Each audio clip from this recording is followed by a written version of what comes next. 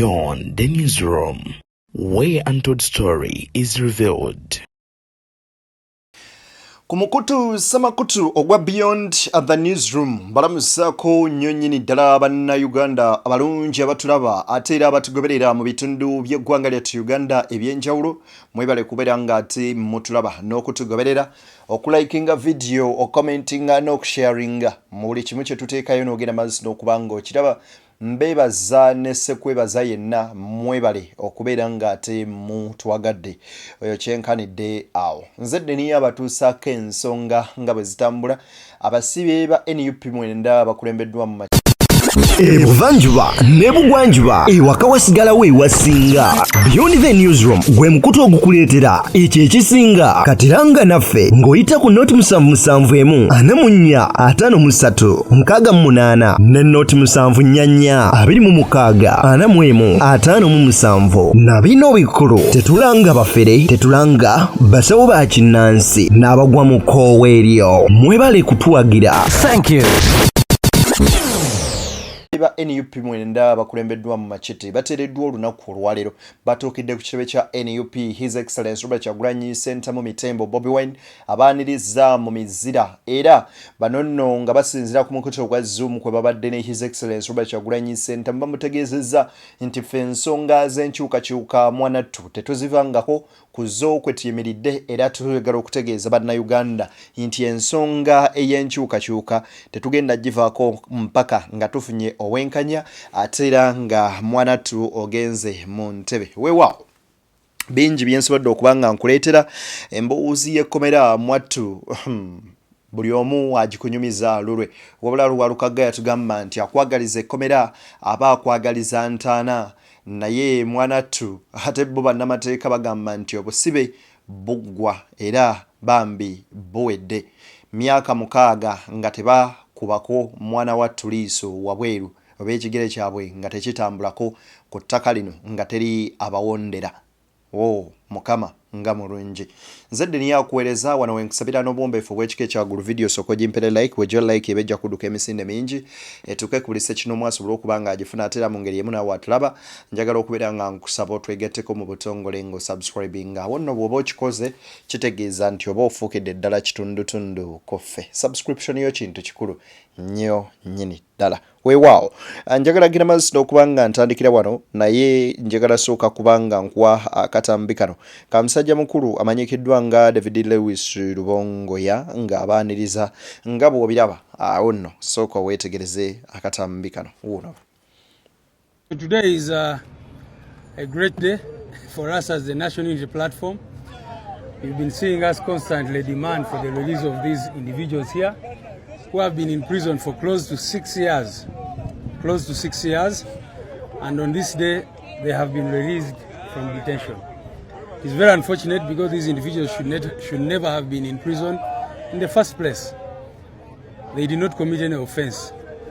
They did not kill anyone. They did not steal anyone's item. But they've been in detention for close to 6 years now. So we are happy to receive them. Of course, we condemn in the strongest terms possible what has happened to them. 6 years in detention for doing nothing, for committing no crime. But you can see, you all can imagine what that period means to individuals like this. You know, their lives have been really messed up in many respects. But we thank God they are back and they'll be able to rebuild their lives and to start a new life altogether. We thank all those who have been demanding their release. We thank those who have done everything possible to ensure that they get out. The question of how they got out is a funny one because after the Supreme Court said that their case should be transferred to civilian courts, we tried everything legally possible and their case was never transferred until a time when these people decided to plead guilty to crimes they did not commit so that they get out. But the state even refused that and they compelled them to take on the amnesty option. So they've come out on amnesty. But for us, as we are saying, right now we are glad that they are here, they are out, and they can start to rebuild their lives. David Lewis Rubongoya mu bigambo bye ng'agenda maaso n'okubeera ng'ate akunnyonnyola nga bwe bali abasanyufu ennyo nnyini ddala okulaba ku baana bano bannankyukakyuka nga bakomyewo okuddamu okuba nga bakakkala by'oboolyawo emirimu gyabwe n'okutambuza obulamu bwabwe mu ngeri y'emu oba endala. David Lewis Rubongoya okusookera ddala avumiridde ekikolwa kye baakola eky'okubeera nga basiba abaana bano ewatali musango oboolyawo ate era mu ngeri y'emu bano nno bagenda maaso n'okuba nga babakkirizisa emisango kyokka era ne batateebwa paka we batuuse mwanattu okuba mbu nga bateebwa ku kisa ekyajjera Museveni naye Mukama Katonda wange byonna bwe bityo nga bwe bitambudde naye tusigala ffe ng'abakkiriza tubikwasa bukwasa mutonzi wabula bano nno olutuuse batuukidde ku kirebe kya NUP era boogeddeko n'omukulembeze Robert Kyagulanyi Ssentamu Mitembo kabadde kaseera kasanyu nnyo nnyini ddala olabayo. Yes, sir, President, these are your people. Bali wano.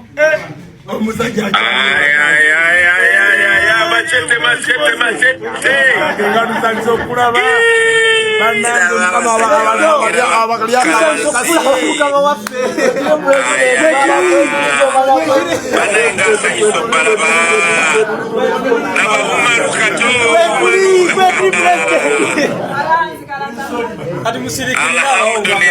Alhamdulillah. Atia bakulira. Oh, Mukama nga mulungi. Sera kyonna. Mukulikeyo, kulikayo mwana mama Machete.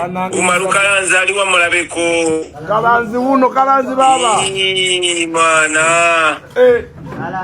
Ne mama Machete huyo. Mama. Webali butapoa kale butapoa. Kalanzi. Ochali mulamu muganda wange. Akubye sute ya radio na najimala. Kalanzi mulabi. Banaye mukulike yosanyuse nyo balabako. Kuberaga otukwata. Mukulike yo nyo. Sorry tubera. Pebaza executive ya nopu yonna okubeera nti obusibe tuyise mubadde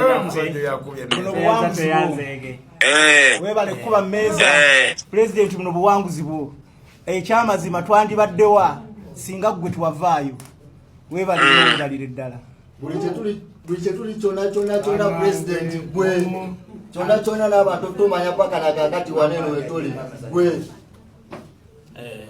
kato agenze mugundi Mundaba. Yes, we president tukulaba. Banange mukulikeyo nnyo bakulisaayo engeri yonna gye muvuddeyo si kikulu. Engeri yonna gye muvuddeyo si kikulu, ekikulu muvuddeyo muli balamu.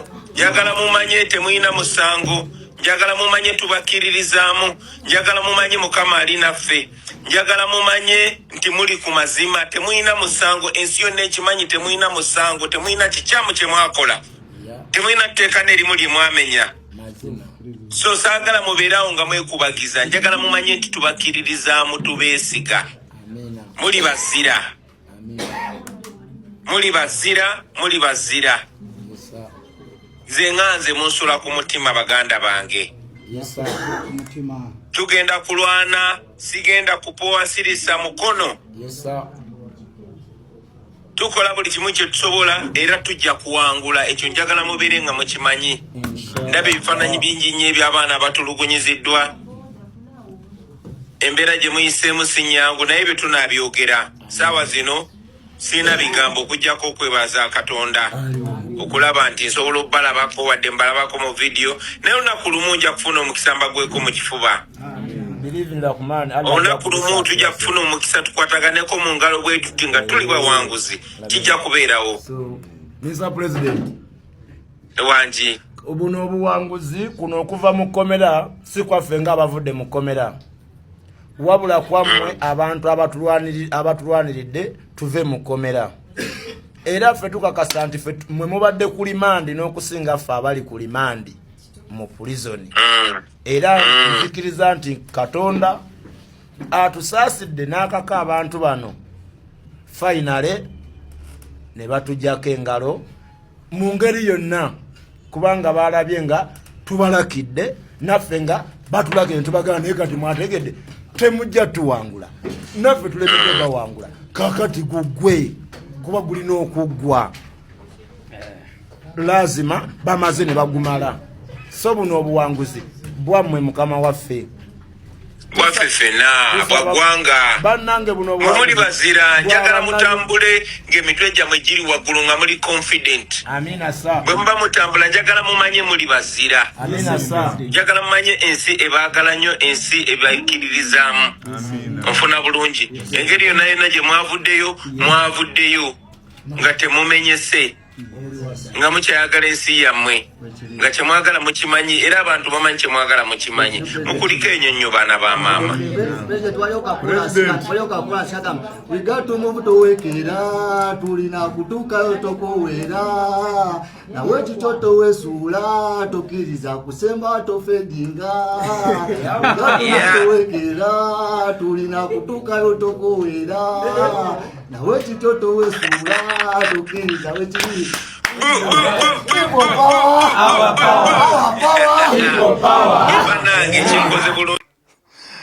abaana bano bateereddwa naye kasita balabye ku mukulembeze waabwe Robert Kyagulanyi Ssentamu. By the way, I don't know, but God blessed this man Bobi Wine. For real, you just love the man with no reason. You just find yourself falling in love with this man. No webuuza naye oba kiki, for sure. Omuntu yedda bw'alemerako kituufu naye yayimba n'agamba nti abalemerako be babamalako. The moment you persist anye mazima matuufu perseverance eyo teyinza kenda mu bwerere, teyinza kubanga okulemerako kwo kugenze bwe kutyo wabula Mungu ono tumwebaza ennewe era tubakulisaayo bambi mukulike ekkomera kubanga obulamu bw'ekkomera bo si bwangu wadde akamu n'akeddagala era mpawo n'omu ayinza kugumya n'akugamba nti ekkomera nze nalimanyiira era nze n'ekkomera tuli tuti how comes tekisoboka era tekirisoboka mu buli kadde konna mu buli mbeera Katonda asigala ye Katonda. Manya abakkiriza naddala abakristaayo balina oluyimba olugamba nti mu buli mbeera osigala gwe Mukama mubuli mbeera osigala gwe Katonda. Nti in whatever situation Joyitamu, he remains God. No matter how worse the situation could be, he remains God. No matter how good the situation is, he remains God. Basebo ne banyabo erinnya lyange yenze sekitoleko Yasini hazino unazi Machete. Ndi musanyufu nnyo okubanga tuli wano ate ekinsinze okunsanyula kanso obadde tokyajjukira maze kulaba musajja munamawulire nga yambadde kanzu leero matikira ga Ssaabasajja Kabaka kituufu tufulumye ku matikira ga Ssaabasajja Kabaka kinaagenda ku record naye ngera kanso babagambe sirina bingi byakwogera kuba nange kennyini mundaba ninga ataliiwo ninga atakkiriza nti ndi waddala mwenna mbalabanga mu abatali baddala nensooka okwebaza baganda bange mmwe bannamawulire mutukoze obulungi obutenkanika. Nzirako okwebaza baganda bange benkoze nabo obusibe naddala abo omwenda bannange mbabulire okusalawo n'ogamba nti tukuwa mwezi gumu naye sigala nagamba abasajja bano bannange nga bazira. So baganda bange mbebaza okubanga mwadisidinga bwe mutyo era mbebaza okubanga Katonda atuwadde omukisa ogw'okubitudde mu nsi eno.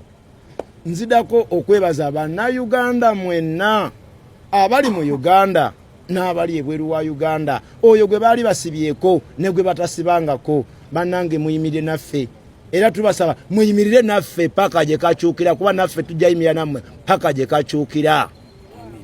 Ekirala nsembayo okwebaza bakadde baffe mama wa Machete aliwa mama gyoli bannaye nebaza mama oyo waliwo abantu waliwo ab'ekitongole ky'amakomera lwe batuuka ne bagamba ne bannaye mama woyo yasoma kyenkana kino mbagamba teyatuuka yadde mu pitu ng'alemeddeko nnyo alina gwe weka bannaye nze first born wa mama oyo maama weebale kutuzaala ffenna abasibe obadde ojja n'otukyalira ffenna nga toyawudde muntu oyita Machete yekka n'otuyita ffenna.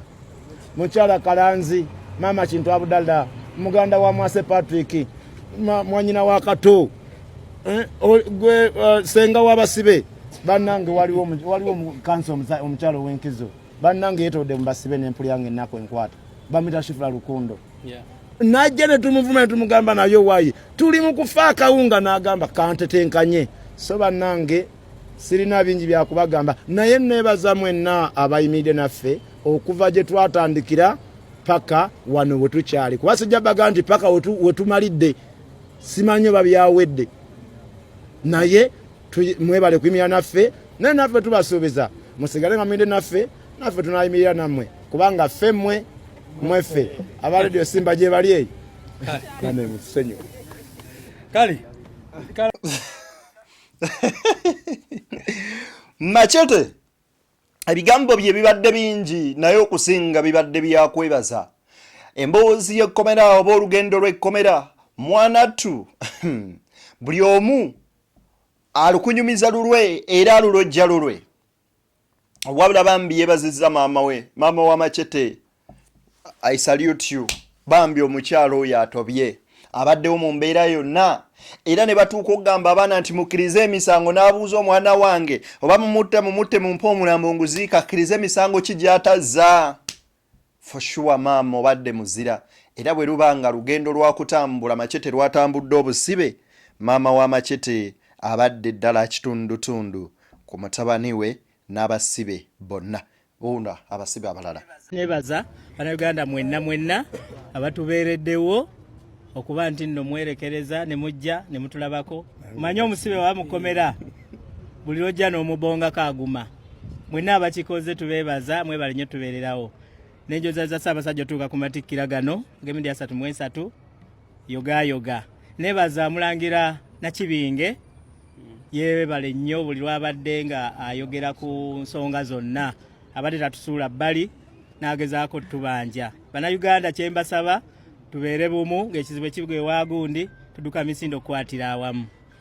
N'olwekyo tubeebaza mwenna abasobodde okikola, tuyanza twebaze. Neyanza nnyo ekitebe kino okuba nti mu bulumi obw'obutabaawo bwa ssente kisobodde okubeera nga mu buli ngeri yonna kitetenkanya. Famire zaffe at least ne ziba nga tuzisanze zikyaliwo. Tweyanze. Ekyamazima amatuufu abaana bano abasajja bano yagenda nga muvubuka akomyewo mukadde emyaka 6 kintu kinene nnyo nnyini ddala mu bulamu bw'omuntu, era oli waakuzzayo emyaka 6 bw'oba waabiri aba akuzizza ku myaka 14. Omwana we 14 akola ki? Bye bintu by'oyinza okuba nga otunuulira. But thank God temufudde ate temulemadde, mukomyewo oba oli awo muyinza oba n'obukosefu munda obutalabika, naye ekikulu mu byonna mukomyewo, era tusaba busabi Mungu abakuume. Okera ddala tugenda kwebaza bannayuganda mwenna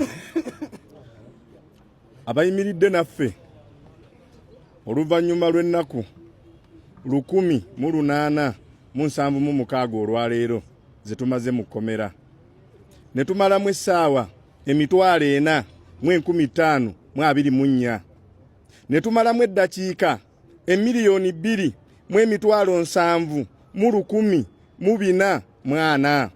Nene munyimirira naffe obudde bwonna. Nze ngenda kwebaliza ekintu ekyo kimu okusookera ddala. Bannange beebazizza byonna. Ngenda kwebaza omusajja gye bayita Pulezidenti Kyagulanyi. Bwe batuteekako omusango guno balowooza ajja twegaana nti batutaddeko omusango gw'okulya mu nsi olukwe, naye baagamba nti abo abasajja obamanyi. Kyagulanyi yayimirira naffe n'agamba abasajja bange mbakola ki? Mbamanyi. Naye ku lwekyo olwaleero kyovula abatutadde ne tuddukira wano, tugenda kuyimiriranga naye olw'okuba yazimba obwa Sseruganda obutalikola ki? Obutalikoma. Twebaza buli munnayuganda yenna ataddemu ifoti yonna okubanja, era nga tubasuubiza nti tujja kuyimiriranga ku mulamu obudde bwonna n'abanyigirizibwa emirembe n'emirembe gyonna. Amina.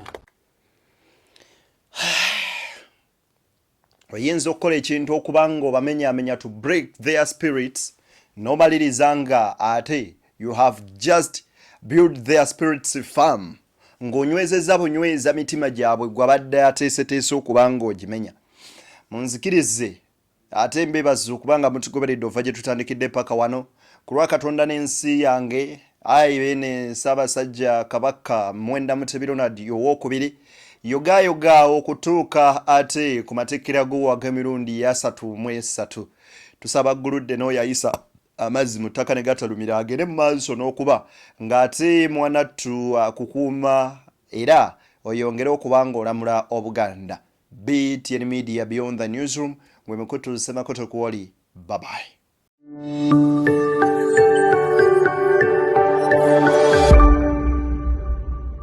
Beyond the Newsroom, where untold story is revealed.